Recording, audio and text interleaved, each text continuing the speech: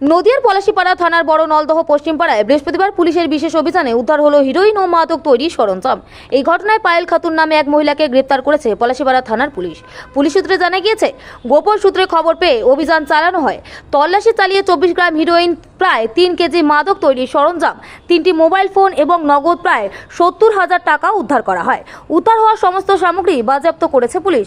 অভিযানে কৃষ্ণনগর পুলিশ জেলার বিশাল পুলিশ বাহিনী অংশ নেয়। উপস্থিত ছিলেন অতিরিক্ত পুলিশ সুপার গ্রামীণ, তেহট্ট এসডিপিও, সিআই, পলাশীপাড়া থানার ওসি সহ অন্যান্য পুলিশ আধিকারিকরা।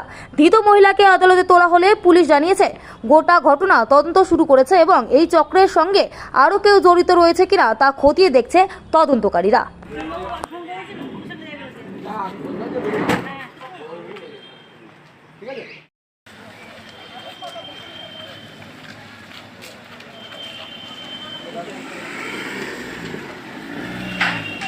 যদি এখনও আমাদের খবরের দর্পণ চ্যানেলটি সাবস্ক্রাইব না করে থাকেন, তাহলে এখনই সাবস্ক্রাইব করুন, সঙ্গে বেল বাটনটি ক্লিক করুন আর পেয়ে যান সব খবরের দ্রুত ভিডিও আপডেট।